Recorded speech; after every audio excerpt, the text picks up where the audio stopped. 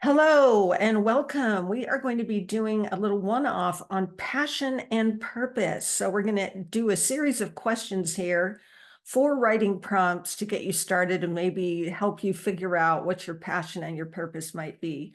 Likely you may know what it already is. So let's start. For me, it was, what do I want to do with my third act? I was hitting 60. I had heard that your life you could think of it as being 0 to 30, 30 to 60, 60 plus, however many years you get. Of course, you don't know. What did I want to do with my third act? I noticed a lot of people around me were not, sometimes myself included, were not living in what I call full color. They were settling. They were letting fear win. They were shrinking in. They weren't fully confident and courageous in, one, who they are as a person, and two, doing some of the things that they might want to do or try. I think it's like you've been given all these gifts by God, but you haven't opened them all. And so to me, that was something I didn't want for myself, and I didn't want it for anybody else. And I wanted to speak in that place, speak in that space. I didn't want to end up wishing I had tried X, Y, or Z. And I certainly don't want that for you. I had worked as a teacher, primarily fifth grade. Yay, love fifth grade. And I was also the director of a performing arts program for kids where we brought different performing arts programs to various schools throughout our county, both during the school day and after school. So what about the third act? I knew I was coming to a conclusion with the performing arts. I'd been doing it for 15 years, and I just felt like I had done all I could do. I loved every minute of it, and now it was time for a change. As I say, it was hitting 60. So I dreamt of doing a podcast. I don't mean literally I did it while I was sleeping. I kind of had it in my head like, ooh, I think I'd like to do that. That would be so interesting. I had been listening to podcasts when they sort of first came out, and I just thought it was just new and novel. That's the same thing, isn't it? New and novel. Anyway, I thought of doing a podcast, but then I had imposter syndrome, and that's where you think, wait a minute, I can't do that. I'm not a podcaster. I'm not good enough to do something like that. What will people think? And you go through, I went through all the fears. But then I just through a series, it wasn't like one day, but through a big chunk of time, I was able to kind of wrestle through some of these fears, and then also asking myself some of these questions that I'm going to ask you today.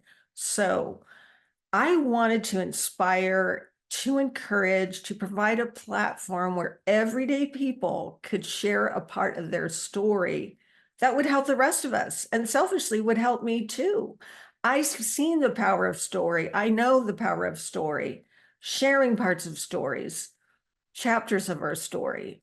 I bet you know the power of story too. The power of story is seen in books, in movies, in plays, in TV shows, in the different things that we do, sometimes for fun, entertainment, and then sometimes as part of maybe our work, our jobs. During that same time, as I was kind of playing around with this idea and feeling like, who am I to do that? I had gone through kind of a couple of really hard times in my own story.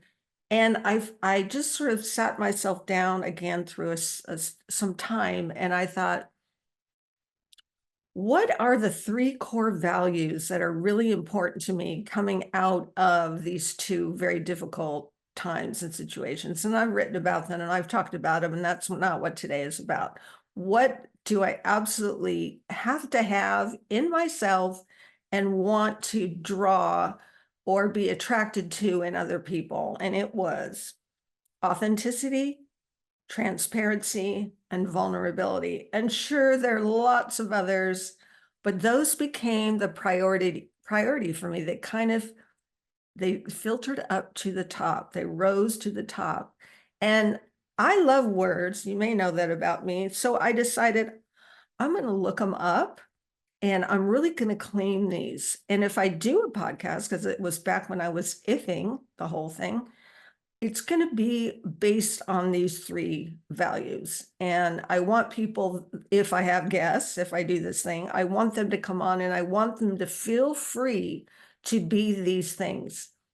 So authentic, it's being genuine, it's being real. Transparent is about clarity, it's about being candid, being willing to be candid. And vulnerability, it's exposure, willing to be seen or known. And I know for myself that that's one of the things that I've always wanted to be is understood. And so that kind of speaks to that being seen or known. And I really wanted to be that and provide a place for people to really come and be that. I knew I wasn't going to try to get famous people to be on this. I knew that I wanted people that not everybody knew about because there's so much value in each person and in each part of their story.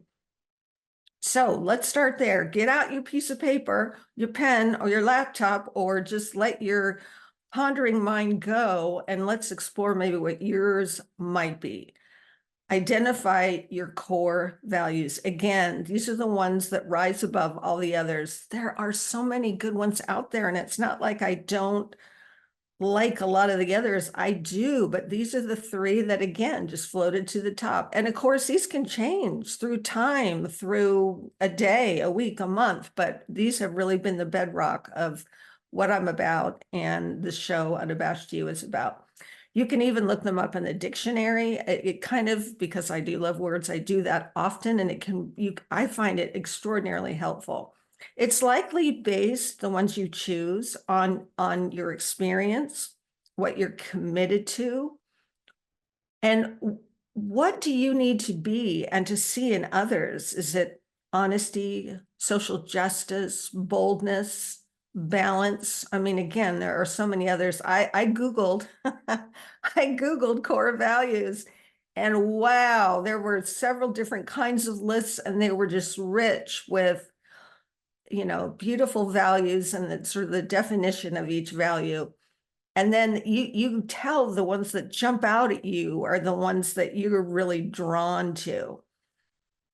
I felt like these three really fed into the podcasting idea, again, with people who could be real, be clear, be open, and they could serve as an inspiration and encouragement for others, including myself. Okay, so that was kind of what I wanted to do, was have these conversations with people, have it be inspiring, have it be encouraging to others and to me, definitely to me. So that became my passion, my passion. So after identifying your three core values, because I think that they can really feed into your passion. Why are you here?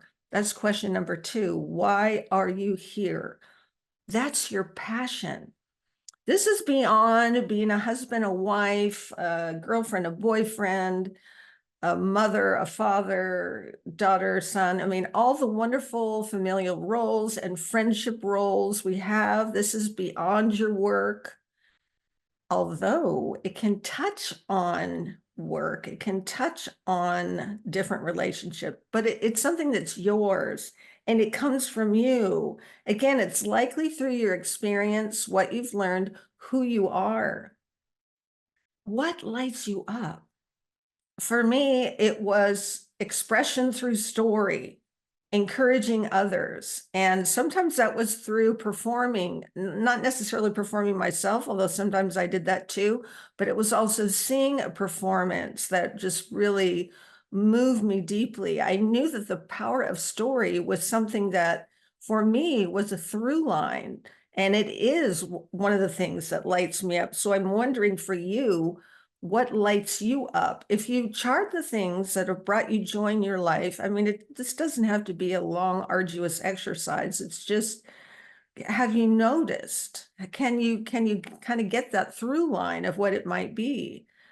What's the thing that brings you joy? I have a very dear friend who, her passion is once a week, she volunteers at a hospital and she brings communion to the different people who want to have communion, and it is her passion, and she loves it.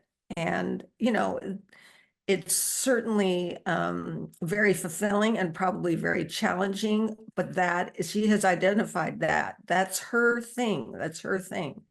All right. And then what about purpose? So this is question number 3. What are you doing about it? So why are you here? That's your passion. What are you doing about it? That's your purpose. Because you have a passion. You might have all kinds of passions, and sometimes some are on the back burner, sometimes they're on the front burner. But what are you doing about it? What are you doing about it? I want you to really think about that. What is blocking you? What is stopping you from making this passion a reality? And guess what? It doesn't have to be this big thing where you're going to go on Oprah, or you're going to go on the Tonight Show, or you're going to be a best-selling author. You don't have to shoot for the moon. You can if that's part of your passion, but you don't have to take it that far. You don't have to be an expert. And guess what? You don't even have to be good at it. You don't. It doesn't have to be small or big, paid or not. Don't have to be an expert. You don't even have to be good at it. You've always wanted to paint, sketch, paint, whatever it is, do that thing. Do you let fear stop you? That is huge, fear stopping you. Fear almost talked me out of doing this, truly, with between the imposter syndrome, the not good enough, I don't know what I'm doing, what will people think of me?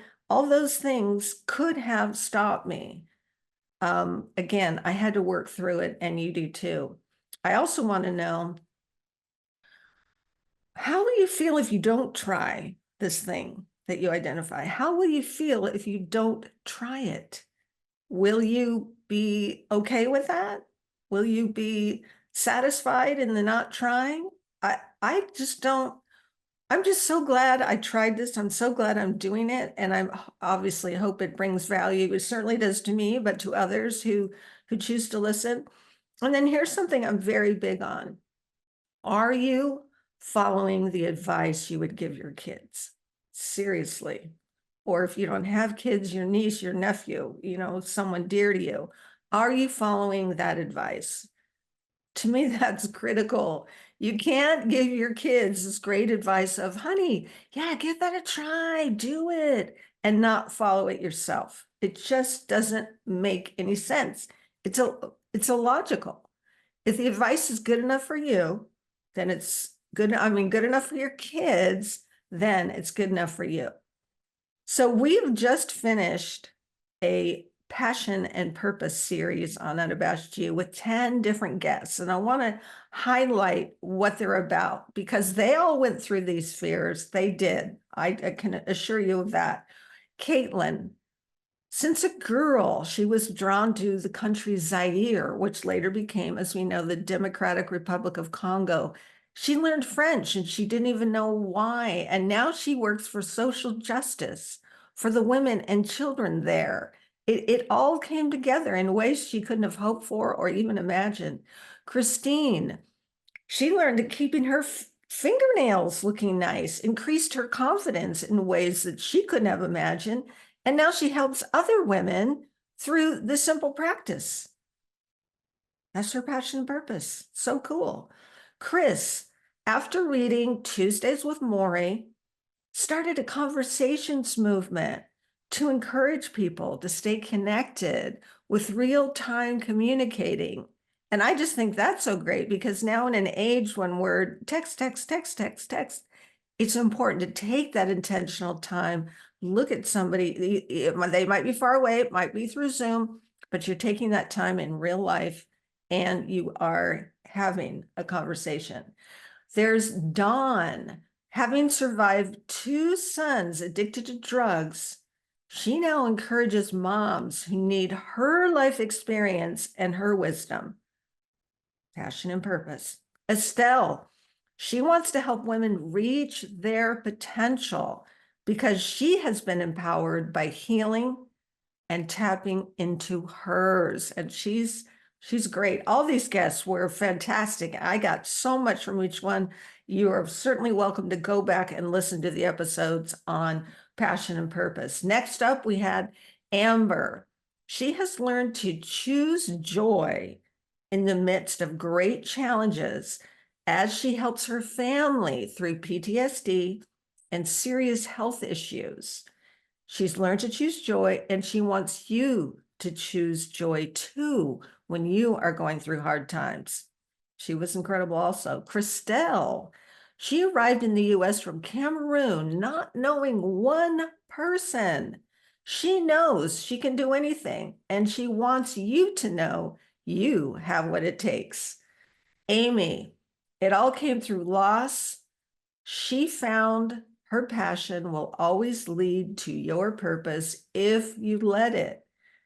And it's the place where you meet yourself, which I thought was fascinating, that your purpose is where you meet yourself. I just thought that was incredible. And she's my sister's sister, by the way, and that was a really fun episode.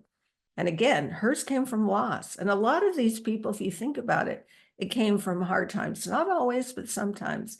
Annie wants people to better understand the Bible in relatable ways that are bite-sized, and for you to use your gifting, whatever that is. Courtney believes radical honesty will get you where you want to go by using mindset and strategies to feel good about the body you are in. Oh, all these people. I got so much from this series. I get so much from every conversation. Truly, I do. And I hope you're listening and do too, because there's value, there's power in stories, in learning from each other, doing this thing called life together. So here we're coming up on our fourth writing prompt. Again, write it or in your head, whichever works for you. As Courtney, that last guest I mentioned, shared, you likely know what your passion is. You might already know. Finish this sentence. I've always wanted to, I don't know, what is it? Write a book, work with animals, volunteer at a kindergarten class. I don't know what it is, but you do. And if you don't, take a moment and figure it out. And again, your passion may shift, it may change. It's not like you only get one and then you're done. You can have many in a lifetime. It is never too late until that last breath. It is never too late. And late is coming. Late is coming. It's never too late, and late is coming. And I love that my friend Michelle Folan of Asking for a Friend podcast, when I said that to her, for some reason, she really grabbed that, and she is now really in her passion and purpose in a big way. And she's a great one. So if you are excited and scared to pursue your passion and make it a purpose, that's a green light to me. If something is a hard no, then that it's a hard no and there's no reason to proceed. But if there's some excitement and a little, I'm excited, but I'm nervous, I'm scared, that's the signal to proceed. So write down the one thing you've always wanted to do, and then maybe one thing you can do to start to head in that direction.